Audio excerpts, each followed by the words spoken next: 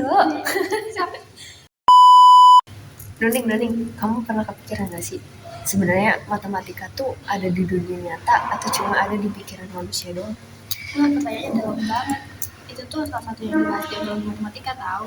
Ontologi matematika? Maksudnya apa?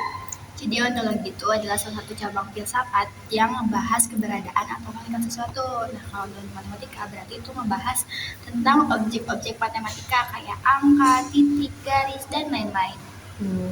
Jadi bukan lagi soal menghitung atau rumus ya, tapi lebih ke sebenarnya angka itu ada atau enggak sih gitu. Iya, misalnya ya ada angka 2. Nah, kita sering pakai angka itu tuh untuk menghitung kayak 2 buku, 2 pensil, atau 2 orang.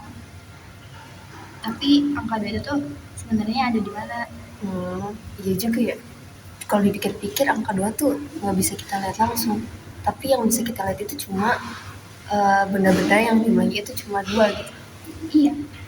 Jadi di situ tuh muncul yang namanya proses abstraksi. Nah, kalau di matematika itu tuh kita ngambil sifat pentingnya aja, terus ngabain sifat yang lainnya. Hal yang tidak perlu diperlukan. Contohnya apa? Ini misalnya ada satu apel, ada satu jeruk. Nah, kedua benda tersebut tuh jelas-jelas berbeda dari segi warna, bentuk, rasa. Tapi kita tuh nggak ngelihat dari benda tersebut, kita ngelihatnya jumlahnya aja, yaitu 1. Jadi matematika itu nyederhanain dunia nyata gitu ya, supaya bisa lebih mudah dipahami. Iya benar. Nah, dengan proses abstraksi itu tuh kita bisa membentuk konsep-konsep matematika kayak bilangan, fungsi, atau bentuk geometri. Menarik juga. Tapi kalau begitu matematika itu sebenarnya diciptain atau ditemukan? Nah itu jadi pendapat matematika sampai sekarang. Ada pandangan yang bilang kalau matematika itu ditemukan.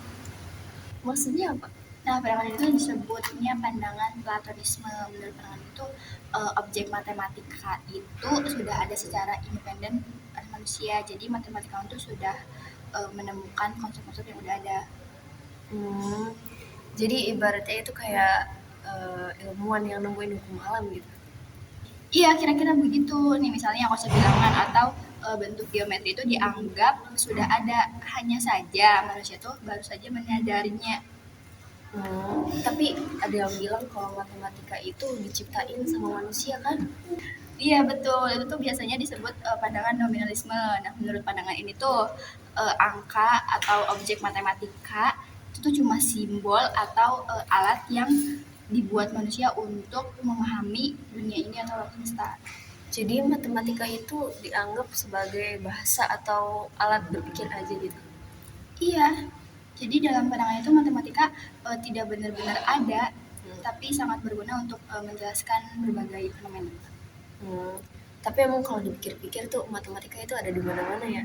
Kayak fisika, di fisika ada, di ekonomi, teknologi, bahkan dalam kehidupan sehari-hari itu matematika ya. Iya kan, contohnya tuh ada di fisika, kita bisa menggunakan matematika tuh kayak persamaan tuh untuk menjelaskan gravitasi benda atau yang lain. Bahkan kalau di orbit pada hitungan orbit planet itu juga pakai matematika ya. Iya. Dan yang menariknya itu model matematika tuh sangat abstrak, tapi bisa menjelaskan fenomena dengan angka yang cukup akurat.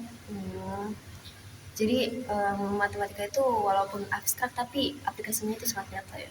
Iya, itu juga yang bikin matematika itu sangat penting di ilmu pengetahuan.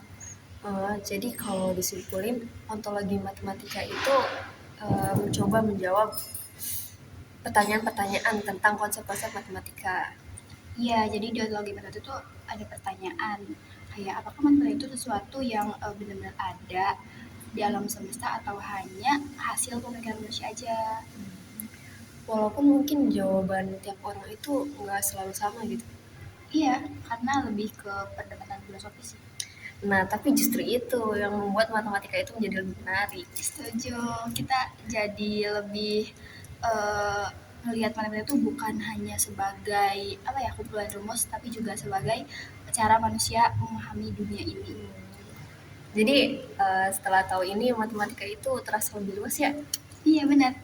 Jadi kita gak hanya belajar menghitung, tapi juga belajar tentang cara berpikir secara logis dan abstrak.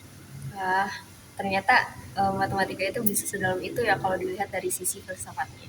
Iya, dan ontologi matematika tuh ngebantu kita memahami dasar-dasar matematika. Seru juga ya pembahasannya. Jadi matematika itu bukan cuma angka, tapi juga cara memahami realita. Iya, betul sekali. Cukup sekian dari kami, kurang lebihnya mohon maaf. Saya Ngerasana dengan NIM 248105054. Dan saya Intan dengan NIM 248105565. Terima kasih. Wassalamualaikum Wassalamualaikum warahmatullahi wabarakatuh. Dadah.